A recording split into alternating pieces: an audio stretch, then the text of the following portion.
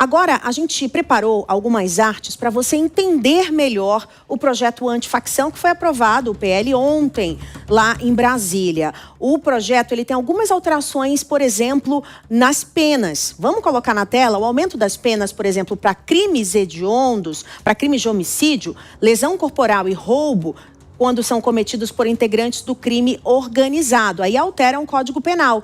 No caso do homicídio, a pena é de 20 a 40 anos. No julgamento desses casos, terá o afastamento do júri e serão julgados por varas criminais colegiadas, formadas por juízes, não mais pelo tribunal do júri. Foi isso até que o procurador explicou para a gente mais cedo aqui na entrevista.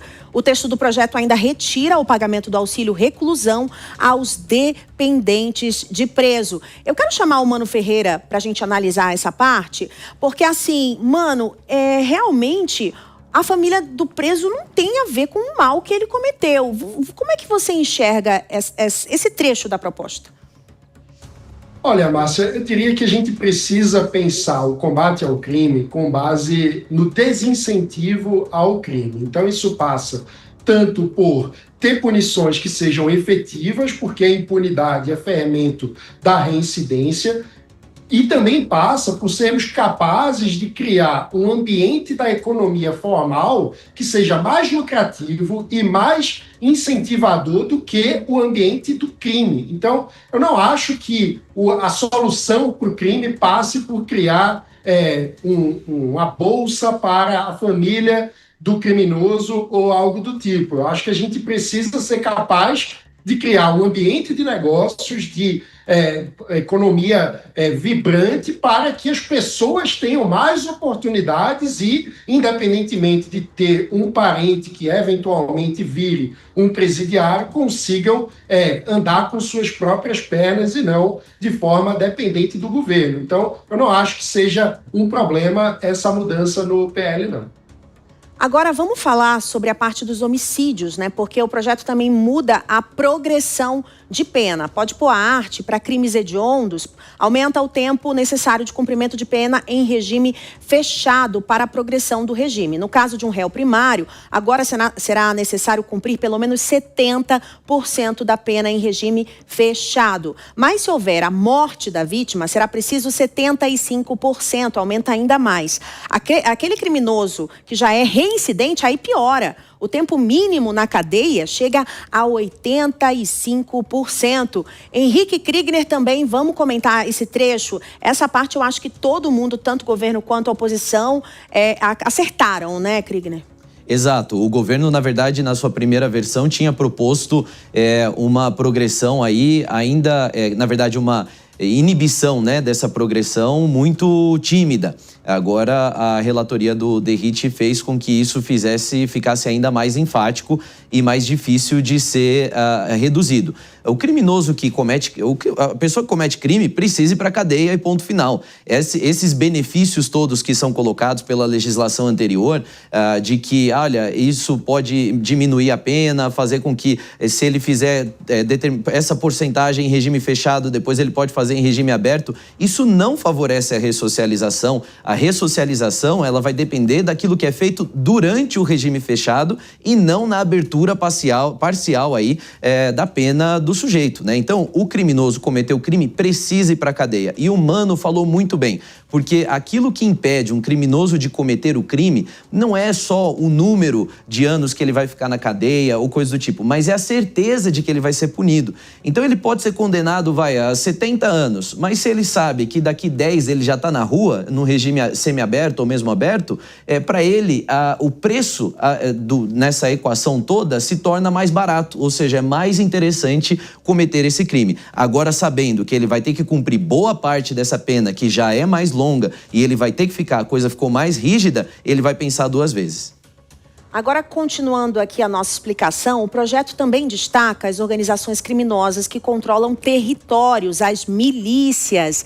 Aí na arte você vê crime de domínio social estruturado. Aumentaram as penas e com o uso da violência para impor esse controle dos territórios, então a pena passa também de 20 a 40 anos de prisão. Para quem não é integrante da facção criminosa, foi um ato isolado, mas tentou cometer algum crime dessa forma autônoma, são de 12 a 30 anos de prisão. facção e para quem tenta ajudar ou oferecer serviços para essas facções, como a compra de armas, a punição deve prever aí 12 a 30 anos de prisão, sem a possibilidade de anistia ou pagamento de fiança.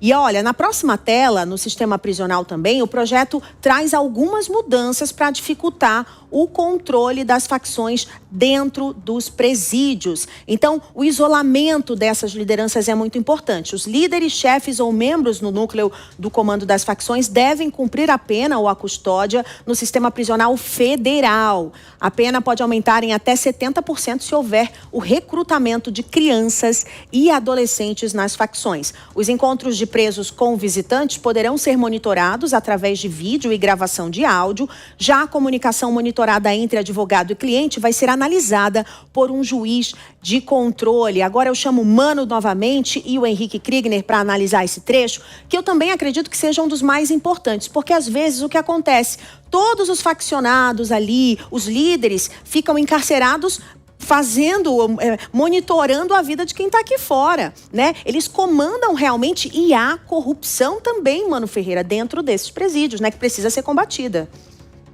Pois é, Márcia, e também essa tipificação do crime de domínio territorial é essencial, porque é surreal o fato de que hoje o criminoso que coloca lá a barricada para dominar com fuzil todo um território, hoje essa parte não é crime. Isso é surreal. Então, essa tipificação é fundamental, porque o crime...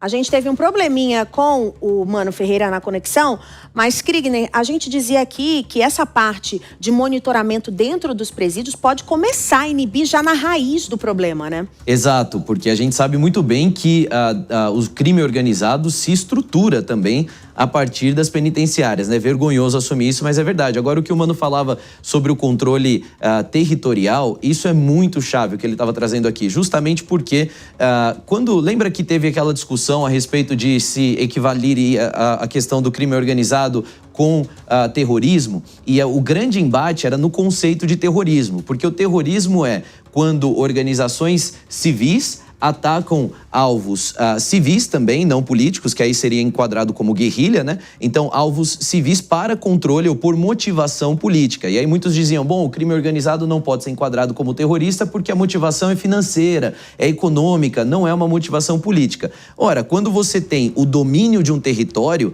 isso é sim uma motivação política. Então, o projeto não equivale ao terrorismo, isso é bem verdade, seria uma pauta muito polêmica e distrairia, atrasaria o processo de aprovação. Então, Derrite acerta nesse ponto e também todos os que votaram a favor nisso. Mas colocando essa questão do combate e tipificando o controle social, Márcio, isso é um ganho gigantesco, porque faz com que as organizações deixem de querer dominar agora serviço de gás, serviço de internet, serviço de TV a cabo e também o domínio ali geográfico, né? Você tem áreas, e todo mundo sabe, não é novidade para ninguém, áreas que são dominadas pelo crime organizado, que nem mesmo as forças policiais ousam entrar ali, porque não tem reforço, não tem respaldo, não tem nada nesse sentido. Então, isso é um grande avanço. Tomara mesmo que o Senado não mexa nessa parte.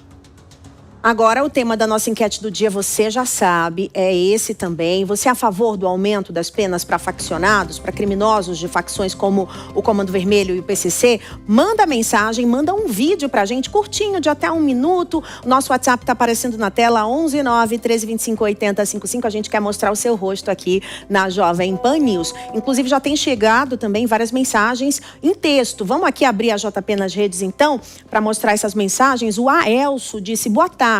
Nós temos leis demais, precisamos apenas cumpri-las com rigor. Quanto aos faccionados, deveria sim aumentar as penas e com mais rigor. Obrigada pela sua participação.